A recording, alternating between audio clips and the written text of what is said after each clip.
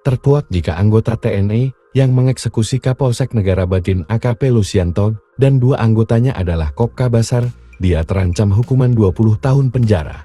Wakil Komandan Pusat Polisi Militer TNI Angkatan Darat Mayor Jenderal TNI Eka Wijaya Permana mengatakan, Kopda Basar Shah mengakui menembak 3 anggota Polres Waikanan.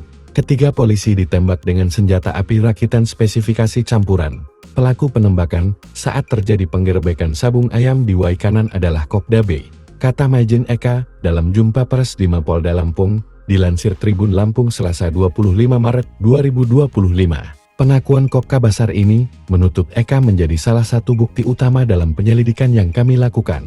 Penembakan dilakukan secara terarah oleh Kopda B, jelasnya. Sementara itu terkait barang bukti, Majen Eka mengatakan, ada selongsong peluru yang dipakai dalam peristiwa itu juga sudah dianalisis dan menunjukkan kecocokan dengan senjata yang digunakan. Senjata yang digunakan sudah diperiksa oleh Denpom berdasarkan hasil pemeriksaan.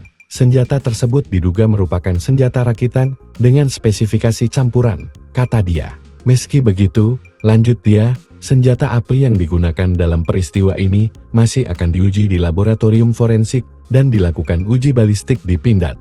Proses ini bertujuan untuk mendapatkan analisis yang lebih akurat terkait asal dan spesifikasi senjata, kata dia. Dia menegaskan tim penyidik akan berkomitmen menyelesaikan kasus ini dengan transparansi dan akurasi. Semua langkah dilakukan secara saintifik untuk memenuhi rasa keadilan bagi keluarga korban dan masyarakat, kata dia. Majen Eka menyebutkan, dalam kasus ini Kopda Basar Shah dijerat dengan pasal 340 junto pasal 338 KUHP serta pasal 1 ayat 1 UU Darurat RI 012 tahun 1951 dengan ancaman hukuman penjara seumur hidup atau maksimal 20 tahun. Sementara itu, Peltu Yohanes Lubis yang terlibat dalam kasus perjudian dijerat pasal 303 KUHP dengan ancaman hukuman maksimal 10 tahun penjara, kata dia.